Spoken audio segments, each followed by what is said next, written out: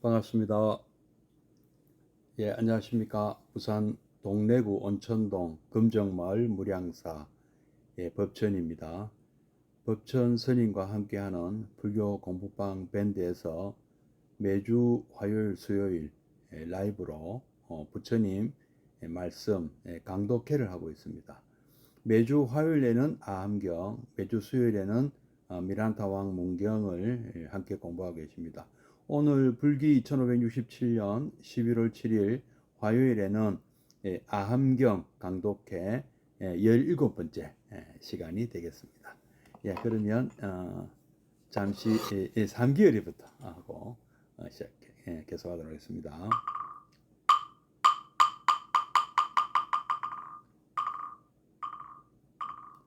거룩한 부처님께 귀합니다.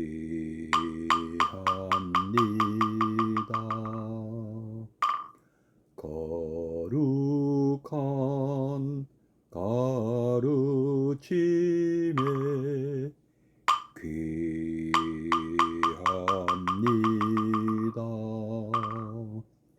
거룩한 승가에게 귀합니다.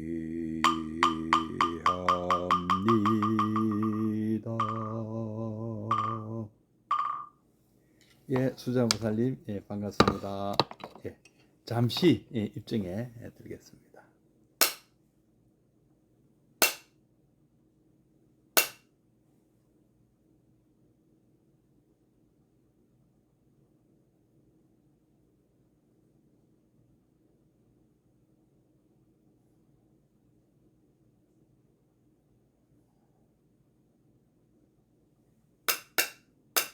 네, 입증 바로. 예, 어제 밤부터죠. 갑자기 추워져서 이렇게 괜찮으십니까? 이번 주말에는 또 영하, 뭐 부산은 아직 그 정도는 안 되겠지만 서울 쪽은 아마 영하로 떨어진다고 합니다. 오늘도 벌써 떨어진 강원도 북쪽에는 눈도 오고 아마 영하로 떨어진 데도 있을 것 같습니다. 날씨가 갑자기 추워졌기 때문에 건강 관리에 유의하셔야 되겠습니다. 예, 수미정 부사님, 예, 반갑습니다. 예, 그 영천도 좀 오늘 많이 추웠겠습니다.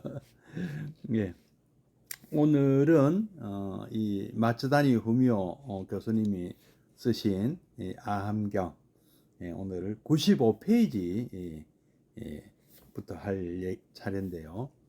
뭐 교재가 없으셔도 제가 한번 천천히 한번 읽어드리고 또 같이 한번 또 새겨보고 할 것이기 때문에 교재가 없으셔도 괜찮습니다. 자, 그러면 지난번 그 마지막 부분부터 조금 읽어 나가야 돼요. 중간에 시작하기 때문에 마지막 부분도 한번 읽어보고 계속 이어 나가도록 하겠습니다. 94페이지부터 읽도록 하겠습니다. 그것은 부처님께서 정각을 성취한 지 얼마 되지 않았던 시절 아직도 내란자라 강 기슭에 어떤 보리수 밑에서 명상에 잠겨 있던 때의 일이다. 예, 동리스님 반갑습니다. 그때 부처님께서는 마음속으로 먼저 자기가 고행을 포기했던 일을 생각하고 있었다.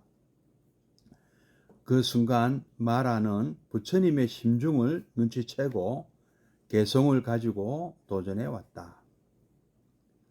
마라의 개성입니다. 고행을 떠나지 않아야만이 사람의 마음은 청정해짐을 그대는 이것을 버린 주제에 청정한 양 자처함이 우습구나. 마라의 개성이었습니다. 부처님께서는 그것이 마라의 소리라는 것을 알아채시고 그도 또한 개를 가지고 대답했습니다. 부처님의 개성입니다. 불사위에 고행을 닦은 나머지 전혀 이익이 없음을 깨달았노라. 육지에 놓인 삿대와 같아 오직 무익한 줄을 마땅히 알라. 예, 부처님의 답송이죠. 예. 그러자 악마는 세존은 나를 알고 있다. 나의 정체를 간파하고 있다고 외치면서 허둥지둥 그림자를 감추었다고 한다. 대체 경전 편집자들은 이런 데에 왜 이런 이야기를 적어 넣었던 것일까? 예, 정갈보살님, 예, 반갑습니다. 95페이지입니다. 생각컨대 앞에서도 강조했듯이 고행의 포기는 부처님으로서도 매우 곤란하고 중대한 행위였음에 틀림없다. 정각 직후에 그가 아직도 그것에 대해 얼마쯤 불안을 느끼는 순간이 있었다고 해서 조금도 이상할 것은 없는 줄로 안다. 그런 내심의 불안이 악마 이야기의 형식으로 여기에 표현되었다고 추측하는 것은 아무 무리도 없는 일이겠다. 예, 지난 시간에 부처님께 이런 왜 고행을 그만뒀느냐 하는 어떤 그 비난의 말씀, 이게 악마가 했다고 이제 하는데요. 뭐 사실은 악마가 아니고요. 잘 아시듯 우리 다섯 비구 부처님 같이 수행하다가 부처님 곁을 떠나서 녹야원으로 가버렸지 않습니까? 어떤 세상의 어떤 뭐랄까 오해죠. 오해. 그리고 부처님 스스로도 과연 이 고행을 그만두는 것이 옳은가 하는 갈등이 있었다는 것이죠. 그것이 부처님 내면의 어떤 갈등인데 그것을 마치 악마가 와서 부처님을 시험하는 듯한 이런 구성을 하고 있는 것이죠. 예, 일행보살님, 예, 반갑습니다. 사실은 악마가 있어서 뭐 악마가 마라라는 어떤 인격적인 어떤 그런 인간을 닮은 그런 어떤 존재가 있어서 부처님을 시험하는 것도 아니고요. 단지 부처님 마음속에 일말의 어떤 생각 정리하는 과정에서 이런 얘기들이 나온 것입니다. 그 마라의 딸들이라는 그런 어떤 어떤 욕망 이런 것도 마찬가지고요. 예. 자, 이제 오늘 95페이지 위에 두 번째 단락 한번 또 계속 읽어 나가도록 하겠습니다. 더 명백하게 이 사실을 입증할 수 있는 것은 같은 악마 상응의 24번째 경인 7년에 나오는 이야기이다. 그것 또한 정각을 이루신 지 얼마 되지 않았을 때의 일이다. 여전히 보리수 밑에서 명상하고 있던 부처님에게 갑자기 악마 마라가 속삭이는 소리가 들려왔다. 악마의 개송입니다. 불사 안온에 이르는 길을 네가 진정 깨달았다면 그 길을 너 홀로 감히 좋지 않겠는가? 어찌 남에게까지 설하려 하는가? 이것은 틀림없이 정각 직후 부처님께서 설법 여부를 문제 삼고 있었던 때의 일이었을 것이다. 이미 말한 바와 같이 그 문제에 대해 부처님의 마음은 한때 부정 쪽으로 기울었다. 왜냐하면 부처님은 그것에 대해 여러 가지 위구와 불안을 느낀 까닭이다. 이런 부정적인 일면을 문학적으로 나타낸 것이 이 악마 이야기인 것이며 그런 주저를 극복하고 마침내 설법을 결심하게 된 과정을 묘사한 것은 앞에 든 범천건청의 이야기인 것이다. 즉 부처님의 심리적인 움직임이 두 측면에서 묘사됨으로써 하나는 악마 이야기가 되고 하나는 범천 이야기가 되고 있으니 그것들은 매우 흥미있는 고대 문학의 표현 형식이라고 할 수 있을 것 같다. 그런 악마 이야기는 부처님이 최초의 설법에 성공하고 마침내 60명에 이르는 제자들을 전도 여행에 떠나보낼 때 다시 나타나게 된다. 그들을 보냄에 즈음하여 부처님은 비구들아, 자 전도를 떠나라. 그들을 많은 사람들의 이익과 행복을 위하여 라고 격려한 끝에 여러 가지 주의를 주었다. 우리는 그것을 부처님의 전도 선언이라고 부른다. 그것에 대해서는 앞에서 상세히 언급한 바 있거니와 그 전도 선언이 있은 직후 마라의 소리는 다시 부처님에게 속삭였다. 상응부경전 계제에 나오는 이야기다. 악마의 개성입니다. 우스워라, 그대는 이 세상에서 악한 이의 올가미에 걸리고 말았도다. 그대는 악마의 사슬에 매였나니 사문이여, 그대는 자유를 잃었도다. 이에 부처님께서도 개성을 설하여 대답했다. 나는 진정 이 세상에서 악한 이의 올가미를 벗어났도다. 나는 악마의 사슬을 풀어버렸거니 파괴자여, 그대는 패하였도다. 부처님의 개성입니다. 답하셨습니다. 생각컨대 이제 설법을 결심했다는 것은 다시 또 자기 생애에 중대한 의무를 부과했다는 것이 된다. 모든 구속에서 가까스로 해탈한 지금 그것은 또 하나의 속박이 되지 않으랴. 이런 새로운 불안이 부처님의 머리를 스치고 지나갔다고 해서 조금도 이상할 것은 없으리라. 이 악마 이야기는 이런 불안의 상징적인 표현으로 해석되어야 할 것이다.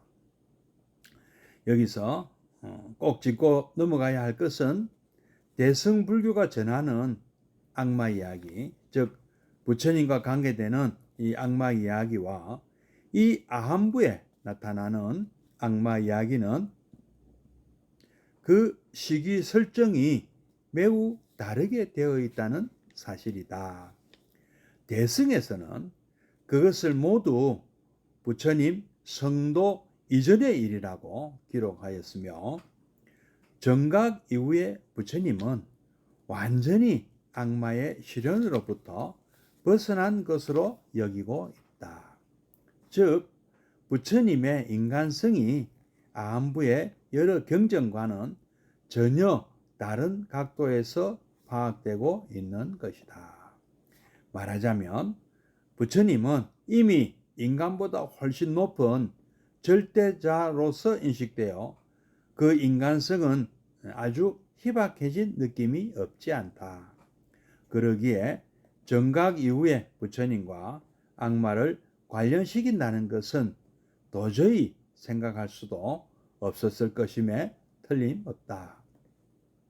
그러나 아함부에 보이는 악마 이야기는 주로 정각 이후에 부처님과 관련되어 있다. 앞에 든 세 개의 설화가 다 그렇거니와 그 밖의 것들도 예외가 거의 없다 하기야 정각 이전의 부처님에게서야말로 더 많은 심중의 불안과 고민이 있었을 터이고 따라서 악마 이야기의 형식으로 표현해야 될 많은 소재가 있었을 것으로 여겨진다. 그러나 아함부의 여러 경전들은 주로 정각 이후의 언행과 사상에 초점을 두고 있었던 것이다. 그리고 아함부의 이런 이야기는 바로 부처님 그분의 풍부한 인간성의 표현이 되므로 우리에게는 매우 귀중한 자료라고 아니할 수 없는 바이다.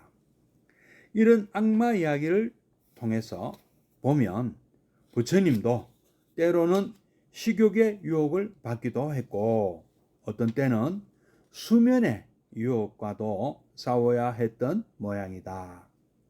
다쳐서 누워 계셨을 당시에는 이때는 부처님 만년에 배신자 제받았다가 반역을 했을 때 다쳐서 누워 계실 때도 있었죠.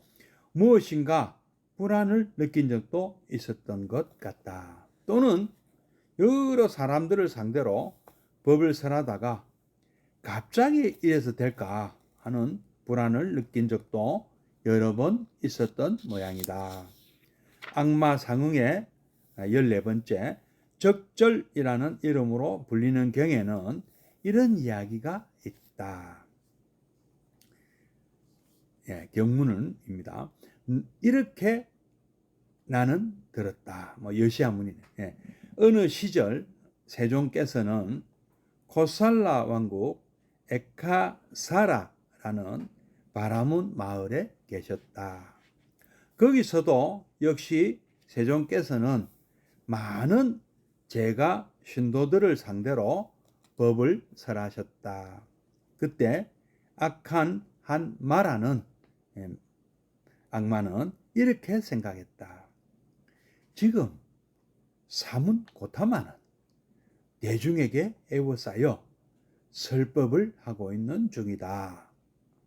어디 내가 가서 여러 사람을 속여줄까? 그래서 이 악한 마라는 세존 앞에 나타나 개성을 가지고 말을 걸었다.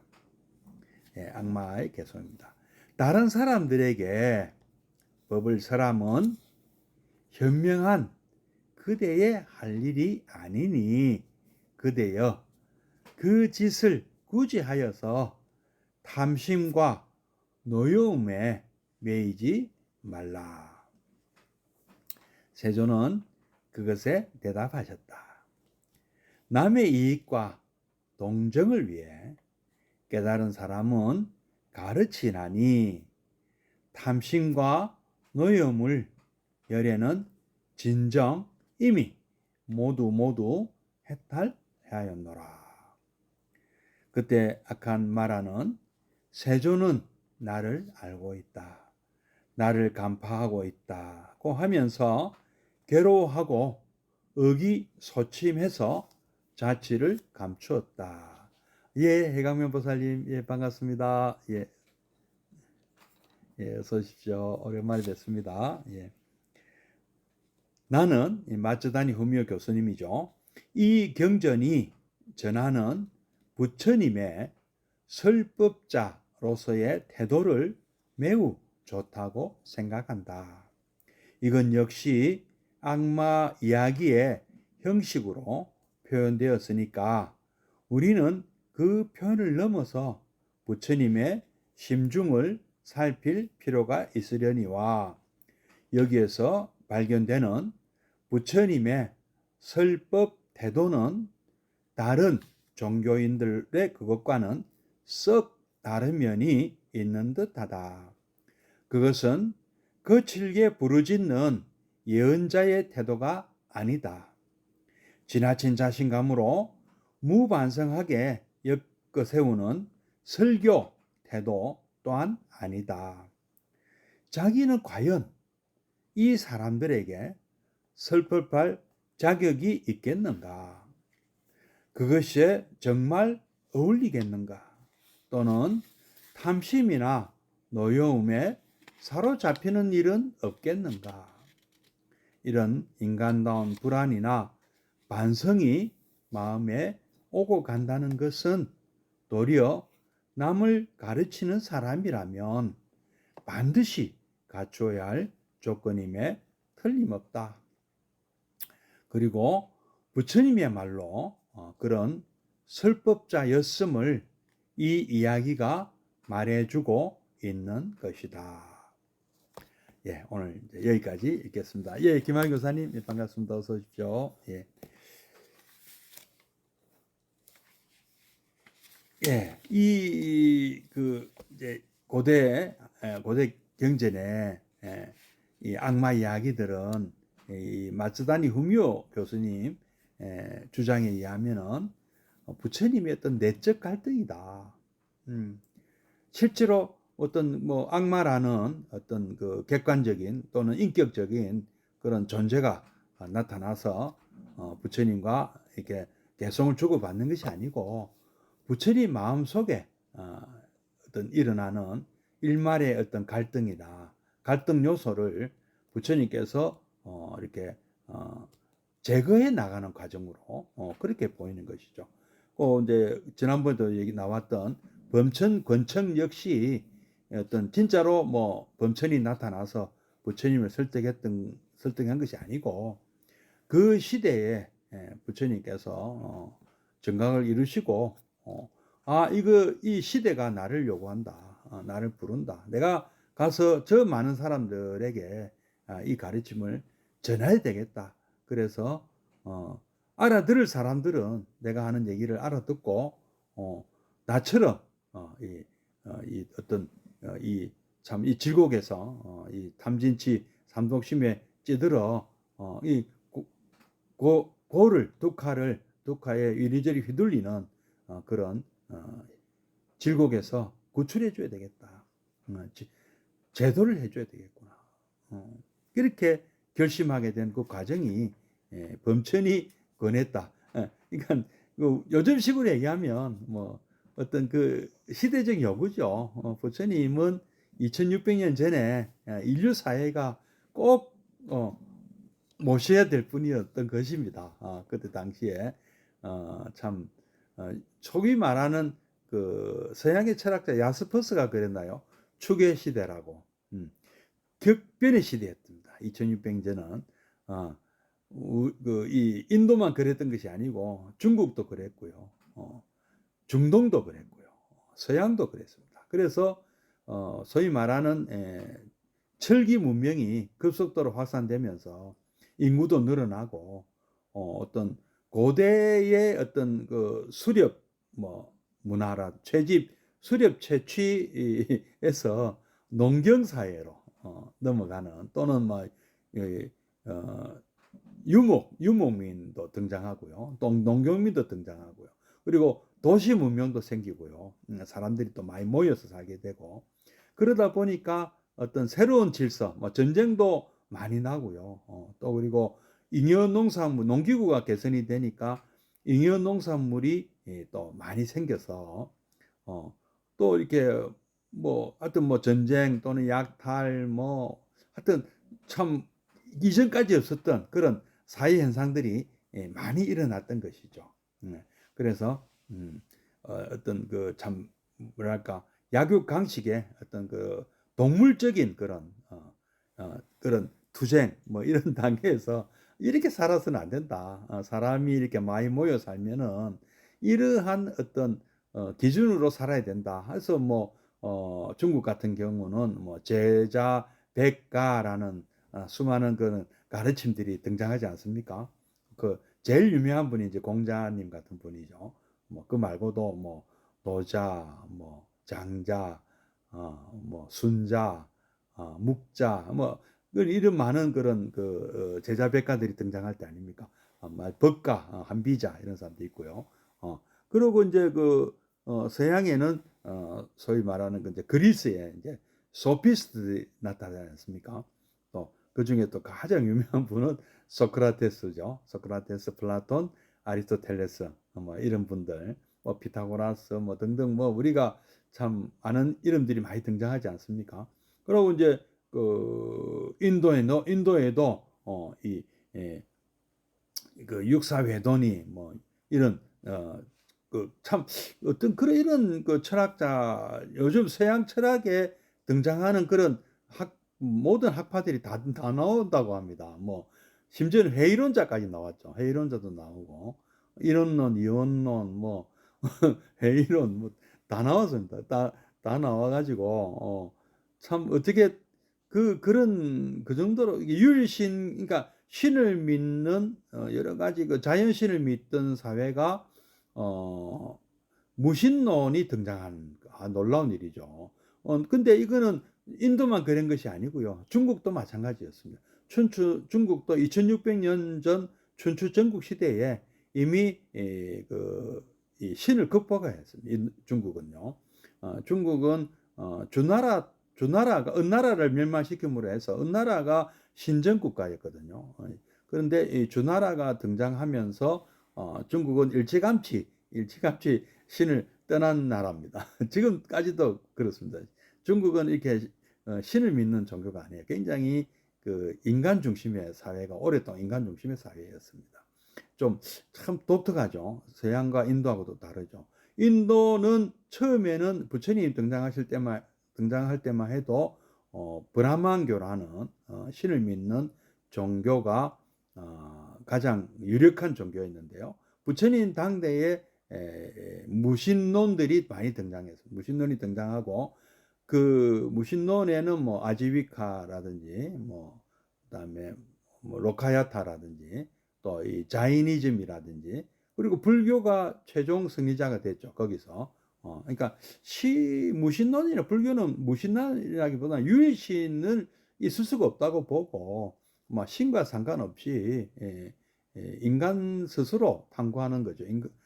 그런 그러니까 신으로 출발해서 인간으로 왔다가 다시 그 신으로 돌아가 버린 지금은 힌두교와 이슬람교라는 신을 믿는 종교들이 인도 대륙을 지금 장악하고 있죠. 그래서 신으로 출발해서 인간으로 갔다가 현재는 신으로 된 예신 목사님 반갑습니다. 그런 중국은 신으로 시작했지만 계속 인간으로 가고 있고 또 서양은 어떻습니까? 원래는 다 출발은 신으로 출발하죠. 신으로 출발했다가 중세 때 인간으로 신으로 출발했다가 그리스 로마 문명은 인간 중심이거든요. 인간 중심이 되었다가 중세 로마가 이제 망할 무렵 돼서 기독교가 국교가 되고 중세라는 신 중심의 사회였다가 르네상스로 해서 인간 중심의 그러니까 여기서 인간이란 말은 이제 이성을 존중한다는 말씀입니다. 그래서 그러니까 신인간 이제 서양은 그렇고요. 인도는 신인간 신이 된 거고요. 중국은 신으로 출발했지만 계속 인간으로 가고 있는 중이라고 합니다. 그래서 이런 추계 시대에 바로 그 인간들은 이 참 패러다임이 급변함. 지금 요즘도 좀 그렇지 않습니까? 오늘 세상이 급변하고 있기 때문에 참 좀 물질적으로는 좀 풍요로워지고 있습니다만은 굉장히 정신적으로 아주 지금 인간들이 힘들어하는 시대가 되었습니다. 정신적으로 힘들어요. 지금은 의지할 만한 종교도 많이 종교계가 좀 반성을 해야 될 일이 많습니다. 사람들 마음을 젊은 사람들의 마음을 종교가 위로를 해주지 못하고 있는 것 같아요. 그래서 지금 굉장히 혼란스러운 그 상황인데 2600년에 인도도 그랬다는 것이죠. 그때도 이 신을 믿는 브라만교가 교세가 좀 약해지고 있었고 신은 없다.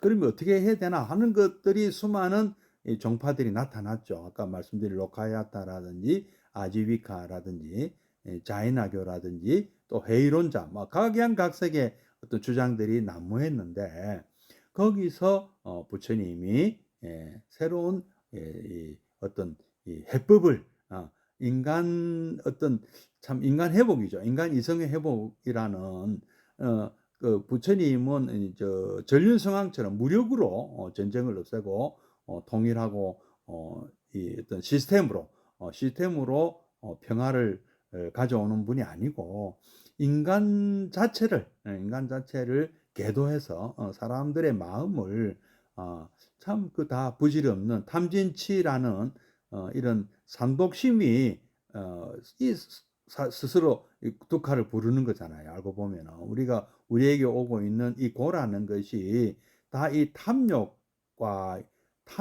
그다음에 뭐 분노, 무명 이런 걸로 온다는 것이죠. 그렇죠? 그래서 이런 것을 없애면 평화가 온다, 행복이 오고 평화가 온다 이런 주장이잖아요. 그런데 그런 어떤 시대적 소명, 그러니까 아까 참 2600년이라는 전 세계적인 어떤 패러다임이 급변하는 이런 시기에 왔던 혼란, 전쟁, 뭐 그다음에 참 수많은 사람들이 불행한 그런 상태를 이제 좀 우리를 구해달라는 그런 시대적 요청이 있었습니다. 그래서 그것이 이제 정치적으로 나중에 이제 각 지역에서 등장한 것이 통일국가죠. 중국도 춘추 전국 시대에서 진시황과 한 고조에 의해서 중국이 통일이 되지 않습니까? 그리고 인도도 부처님 이제 일반하시고 약 200년 뒤에 마우리아 왕조가 등장하면서 인도 대륙이 또 통일이 되고 아쇼카 대왕에 의해서요. 또 그리스 로마도 알렉산더라는 영웅이 처음에 나타나고 마지막에는 로마의 카이사르라는 영웅에 의해서 로마 제국이라는 통일 제국이 또 등장하고요. 또 중동 지역은 그 파트리아 왕국이라고 또 역시 통일이 되죠. 그래서 4대 강국이 각 지역을 맡아서 좀 전쟁과 평화, 전쟁이 없는 한 200년 내지 3, 400년에 걸친 인류 역사상 참 유례가 드문 그런 평화로운 시기가 오긴 옵니다만은, 근데 이러한 어떤 무력이나 제도에 의한 통일이나 평화는 오래 가지 못해 결국 깨지게 되어 있습니다. 그래서 부처님은 그런 어떤 것보다는 사람들이 모두 각성해야 된다. 그리고 그 뒤에도 이제 그런 그 사람을 각성하게 하는 그런 가르침들이 이제 중국 같은 공자 뭐 이런 분들이고, 또 인도는 부처님이시고, 그죠? 그리고 서양에는 서양대로 뭐 그 뒤에 이제 이 기독교라든지 또 중동에는 이슬람교가 등장하게 되는 것이죠. 말하자면은 전쟁, 근데 약간 좀 그 기독교나 이슬람교는 지금 그 이스라엘과 팔레스타인 그 가자지구 사태처럼 이 좀 배타적인 종교는 이 전쟁을 피하기 좀 어려운 것 같아요. 그래서 그런 면에서 보면 참 자기들은 평화를 내세운다고 말은 하지만 실태가 그렇지 않지 않습니까? 근데 불교는 뭐 그런 일이 발생하면 뭐 다 가져가라, 우리는 필요 없다, 이렇게 오히려 피해버리는 종교잖아요. 뭐 망했으면 망했지 싸우진 않는다. 참 어떻게 보면 좀 바보 같기도 하고요. 근데 그 어떤 사람이 볼 때는 바보처럼 볼 수도 있는 거죠. 뭐 그래서 이제 인도 대륙에서는 망해버렸어요. 망해버렸는데 그렇다고 불교가 망한 건 아니잖아요. 예, 그런 거 보면 하여튼 이런 시대적 요청이 범천의 권청이다, 저는 그렇게 생각하고 있습니다. 자, 오늘 얘기도 여기는 또 이 설법을 막는 또 악마의 또 속삭임이 있었습니다. 한쪽에서는 범천은 설법을 권했는데 이 악마는 설법을 말했다고 하지 않습니까? 뭐라고 했냐면은 불사 안온에 이르는 길을 네가 진정 깨달았다며 그 길을 너 홀로 감히 좋지 않겠는가? 어찌 남에게까지 설하려고 하는가? 그러니까 혼자 깨달았으면 혼자 하지 왜 남에게 그 설법을 하려 그러냐? 이건 이제 그 부처님이 이제 이런 그러니까 긍정적인 생각에 기운 것이 이제 범천의 권청이고, 아마 하지 말까 하는 부정적인 이 심리가 바로 이 악마의 속삭임인 거죠. 예. 예. 그러니까 부처님의 심리적인 움직임이 두 측면에서 묘사가 되었다. 이 마츠다니 후미오 교수는 그렇게 설명하는 거죠. 하나는 악마 이야기고 하나는 범천 이야기로 묘사가 되고 있고, 이것은 고대 문학의 표현 형식이다. 그러니까 그때 당시에 어떤 2600년 전에 사람들의 어떤 그 뭐랄까 수준이라는 게 이렇게 얘기해야 이해가 빠르다는 것이죠. 요즘 분들한테는 이렇게 얘기하면 안 먹히죠. 그냥 그 내적 갈등이 이거 이게 더 그 정확하게 이렇게 얘기하는 것이 더 먹히죠. 이렇게 꼭 굳이 우리가 뭐 그 건국 신화 뭐 일본은 일본대로, 중국은 중국대로, 우리나라는 우리나라대로 각 나라 보면 이 건국 신화가 있는데요. 좀 약간 그 초자연적인 야해들이 있지 않습니까? 뭐 이런 얘기들은 그때는 그런 식으로 했어야 된다는 거죠. 그때는 우리나라를 만든 사람은 그냥 보통 사람이 아니다. 여자가 이 9달 동안 그 어머니 배에 있다가 나온 분이 아니다. 아래서 낳았다. 아래서 낳기 더 이상한데 어쨌든 그렇게 그만큼 거룩한 분이다. 뭐 거룩하다는 것을 막 그 부처님도 저 출산 장면이 거룩하게 나오지 않습니까? 뭐 예수님도 그렇고요. 뭐 뭔가 그런 어떤 약간 설화 내지 신화의 형식을 띠는 것이죠. 이게 고대의 문학 표현 방식이다. 그러는 겁니다. 그리고 전도서는 하실 때도 바라나시에서 야사의 친구들 약 60명, 60명의 제자들을 전도 여행을 떠나 보낼 때 전도선을 그때 배웠죠, 그죠? 요때도 악마가 속삭였다는 거예요. 뭐라고 하냐면은 우스워라. 그대는 이 세상에서 악한 이의 올가미에 걸리고 말았도다.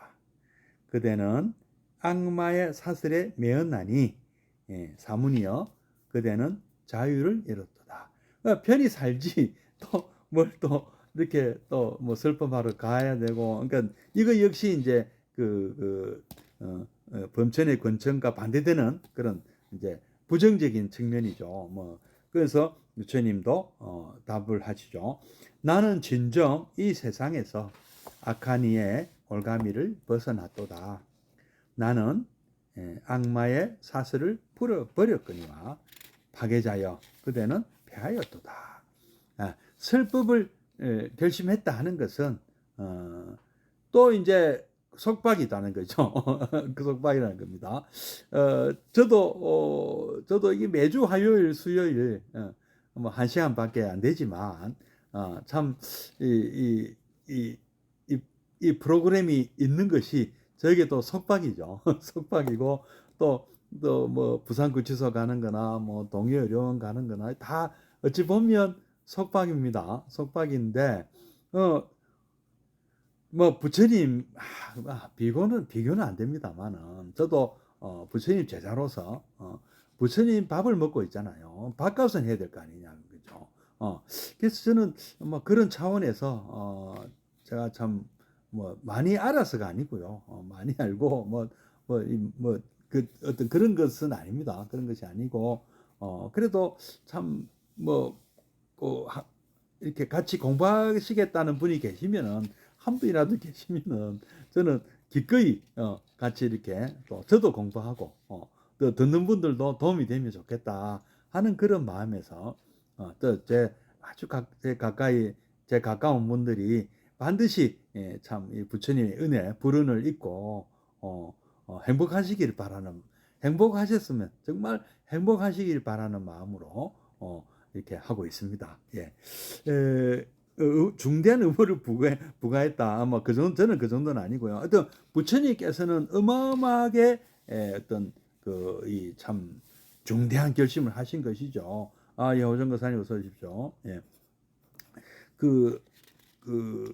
이런 이제 하여튼 뭐 부처님의 어떤 갈등 이런 것들이 악마의 이야기로 나오고 있다는 것이고, 그다음에 이제 마스다니 후미오 교수님의 얘기는 대승불교에서는 성도 전에는 악마가 많이 등장하는데 성도 이후에는 악마가 등장하지 않는다. 그러니까 더 이상 부처님은 완벽한 신적인 존재이기 때문에 이런 갈등을 하지 않는다 하는 식으로 표현이 된다. 그러니까 그 대승경전에 나오는 뭐 법화경이나 뭐 화엄경 뭐 그다음에 뭐 여러 이런 경전들 보면 이미 부처님은 이런 갈등을 하시는 분이 아니다. 저 위에 계신 분이기 때문에 좀 있을 수가 없다고 보고 이제 그렇게 편집이 되어 있습니다. 그런데 이 아함부 경전은 이제 요거는 그렇지가 않죠. 오히려 출가 전에 어떤 갈등은 별로 안 나오고 뭐 출가 이후에 이제 전법하는 과정에서 얘기들이 많이 나오기 때문에 그 어떤 이렇게 이런 악마 상응 이런 경전들을 보면 이제 이 부처님의 어떤 인간성이랄까요? 이런 것들이 좀 표현이 되고 있다. 그래서 이 대승경전 같은 경우는 인간보다 훨씬 높은 절대자로 인식되어서 인간성이 희박해졌고 그렇기 때문에 부처님을 감히 악마와 관련시킨다는 것은 생각을 못했는데 여기 이제 아함부에서는 정각 이후에 다 이제 일어난 일이 주로 거론이 되고 있고 이런 그 이야기들은 부처님의 어떤 뭐랄까 풍부한 인간성의 어떤 표현이다. 이렇게 마치다니 흥미의 교수님은 말씀하고 계신 거죠. 예. 그리고 어떤 갈등도 뭐 표현되고 있는가 하면은 뭐 배가 고픈다 하는 얘기도 나옵니다. 제가 얼핏 기억나는 것 중에 하나는 부처님께서 탁발을 나가셨는데 그날 무슨 축제 날이었나 봅니다. 그 민가에 축제가 있어서 사람들이 정신이 그쪽에 다 팔려가지고 부처님이 방문한 집에 다 사람들이 없었대요. 그래서 7집을 부처님께서는 권했지 않습니까? 7집 뭐 부자든 가난한 집이든 7집을 가라 하고 제자들에게 얘기했지 않습니까? 근데 7집을 갔는데 다 아무도 없어서 그냥 빈손으로 바루를 들고 돌아오신 거죠. 거처로요. 그런데 그때 악마가 등장을 해서 지금 가면 사람들이 와서 아마 탁발이 가능할 텐데 했다는 겁니다. 그래서 그러니까 부처님은 그 말씀이 일리가 있다고 싶어도 오늘 하루 오늘 하루 나는 굶는다. 어떤 원칙이 또 있잖아요. 부처님 나름의 7집 가고 그거를 끝이다 이죠. 그래서 오늘은 또 부처님께서 말씀하시기로는 이게 또 역시 부처님의 갈등인 거죠. 지금은 가면 안 있겠나 싶어도 그냥 안 하셨다는 거죠. 그게 지금은 가면 안 있겠나 하는 게 진짜 악마가 한 말이 아니고 부처님 마음에 그런 생각이 문득 들었다는 그 표현인 것이죠. 말하자면은. 그래서 부처님께서는 그 유혹을 뿌리치고 그 갈등을 이겨내고 이것은 제자들이 그렇게 설명하셨대요.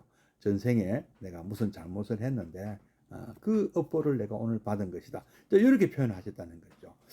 이 참, 그 말고도 또 몇 개 더, 말먹이를 또 한 달 동안, 안거 기간 동안 말먹이만 드신 적도 있어요. 말 주려고 사료죠, 사료. 그거를, 어느 마을에, 아주 부자가 이번 안거 기간은 제가 책임지겠습니다 해놓고 또 그 약속을 어겨버려 가지고 할 수 없이 말을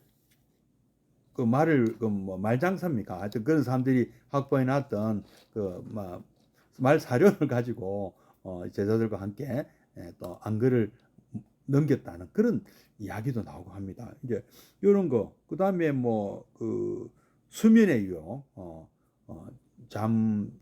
부처님도 이렇게 잠 많이 자는 것에 대해서 좀 이제 너무 잠을 많이 자지 마라. 또 많이 말씀하셨어요. 그렇다고 해서 또 너무 적게 자라는 말씀도 하지 않으셨어요. 그러니까 잘 자면 잘 되는 거죠. 그래서 옛날에 취침 이 시간이 저녁 9시고 기상 시간은 아침 6시입니다. 우리나라 군대하고 비슷합니다. 그 인도의 선인들은요.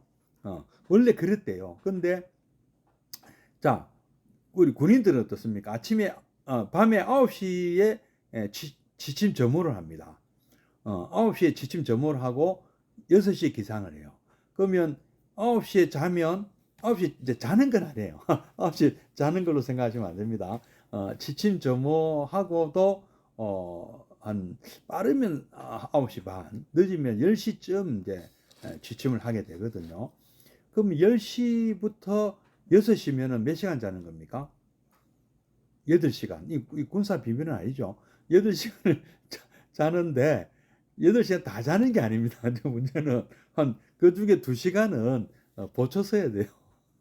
실제로는 6시간 정도 자는 겁니다. 예, 6시간 자는데 그 선인 요때 부처님 당시에 인도 풍습도 그랬대요. 9시 되면 일단 잠자리에 드는데 6시에 기상입니다. 그러니까 그 충분히 자는 건데요. 근데 요때 부처님은 새벽 3시에 일어나셔가지고 3시간을 이렇게 걷기 명상 같은 거 하신다고, 명상을 주로 많이 하셨다고 합니다. 그래서 요거 이제 뭐 하여튼 어떤 오해가 있었는지 몰랐던 지금 우리 산사에는 9시에 9시에 지침 3시 기상이죠. 예. 그렇게 하고 있습니다. 근데 뭐 경우에 따라 조금 이제 뭐 융통성이 또 있는지는 모르겠습니다. 원래 저도 그렇게 시작을 했는데요. 처음에 제일 힘든 게 이 참 그 9시에 잠도 잘 안 오고요. 습관이 처음에 행자 시작할 때요. 9시에 자서 3시에 일어나는 것이 참 제일 힘들었습니다. 적응하는 게. 근데 뭐 어느 순간 또 적응되니까 또 괜찮더라고요. 그거는. 자, 이런 식욕의 유혹도 있었고 또 수면의 유혹도 있었고 또그 제바다다가 부처님을 이제 암살하려고 여러 번 했지 않습니까?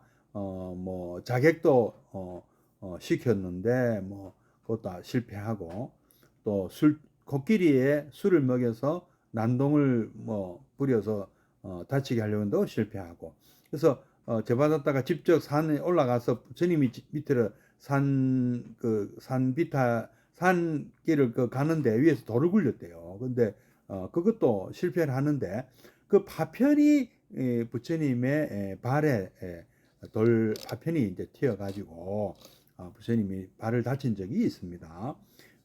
참 요 얘기도 이제 나오죠. 요런 얘기들 그래서 이제 그 의사 지와카한테 이제 치료받는 얘기도 나오는데요. 이럴 때 이런 등등등 이런 얘기들도 이런 악마 이야기 이런 얘기들이 많이 등장한다는 거예요. 거기에도요. 자, 그 중에 하나 이제 이런 얘기가 있다고 합니다. 이렇게 나는 들었다. 어느 시절 세종께서는 코살라 왕국 에카사라라는 바라문 마을에 계셨다. 거기서도 역시 세종께서는 많은 제가 신도들을 상대로 법을 설하셨는데 그때 악한 한 마라가 이렇게 생각했다. 지금 사문 고타마는 대중에게 애워싸여 설법을 하고 있는 중이다. 어디 내가 가서 여러 사람들을 한번 골탕을 먹일까? 그래서 악한 마라는 세존 앞에 나타나 개성을 읊습니다. 다른 사람들에게 법을 설함은 현명한 그대가 할 일이 아니다. 그대여 그 짓을 굳이 하여서 탐심과 노여움에 매이지 말라. 예, 이거 뭐 하다 보면 이제 참 혼자 있는데 무슨 탐심 생기고 노여움이 생기겠습니까?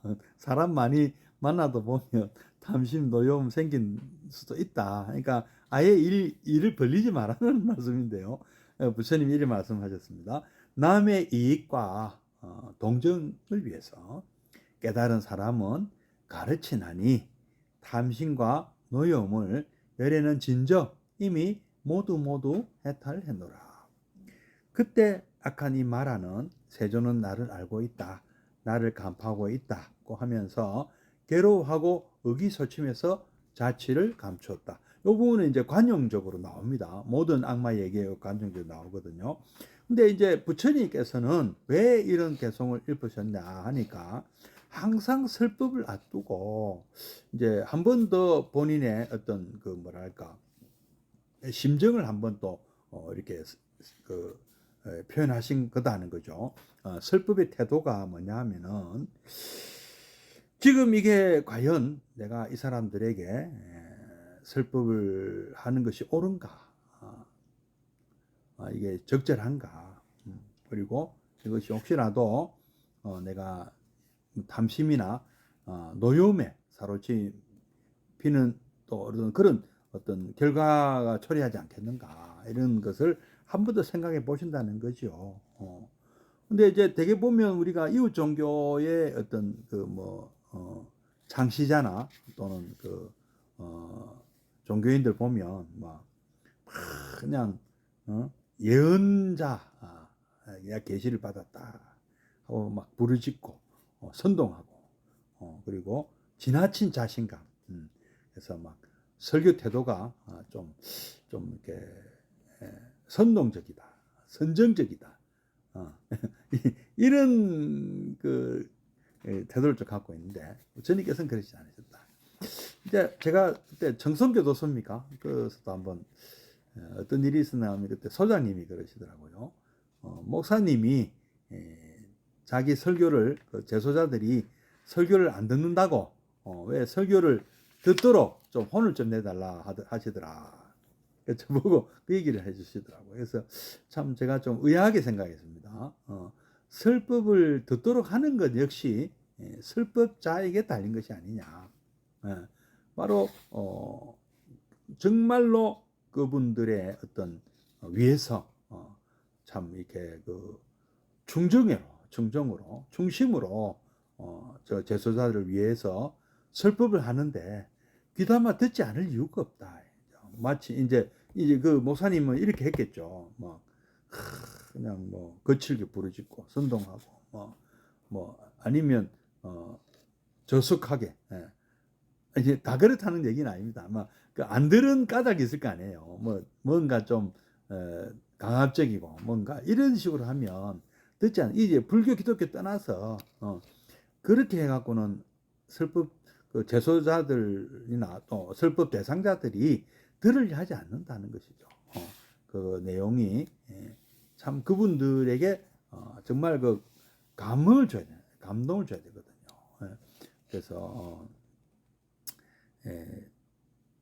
설법하기 전에 이렇게 한번 부처님 그렇게 하셨다는 거죠. 과연 내가 이분들에게 환자들이고 제소자들이고 또 브라만 마을의 제가자들 같은 또 브라만이라는 데 또 그게 있잖아요. 말하자면은 전부 아상이 높은 사람, 보통 사람들이 아니라는 거죠. 근데 우리 같으면 어떤 사람들일까요? 교수님들 막 한 몇십 명 모아놓은 의사 선생님들, 저도 그런 경험이 있습니다만 의사 선생님들 또 몇십 명 앞에서 설법한다고, 판사님들 변호사님들 앞에 설법한다고 하면 좀 어떨까요? 과연 이거 괜히 이거 해갖고 이 사람들 반응에 대해서 또 괜히 또 이 오해를 불러일으키는 또 여러 가지 또 생각이 많아지잖아요. 저도 그런 경험이 있는데요. 그러실 수도 있잖아요. 브라만들을 모아놓고 설법을 한다. 이 참 만만치 않은데 그런 심정이 있었지 않았겠나 하는 생각도 듭니다. 이런 인간다운 불안이나 반성이 미리 마음에 정리가, 부처님이 정리를 하신 거예요. 불안 요소들을 한번 정리를 했다. 그래서 이는 남을 가르치는 사람이라면 반드시 갖춰야 될 조건이고 부처님이야말로 그런 설법자셨다 하고 이야기를 하는 겁니다. 또 마츠다니 후미오 교수님의 아주 흥미진진한 우리 아음경 이야기 오늘 여기까지 하겠습니다. 그럼 잠시 입증해 드리겠습니다.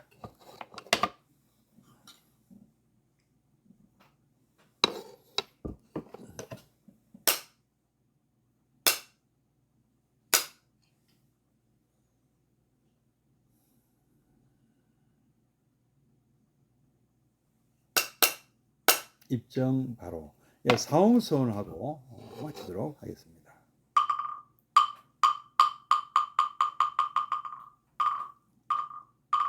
중생을 다 건지오리다 번뇌를 다 끊으오리다 법문을 다 배우오리다 불도를 다 이루오리다.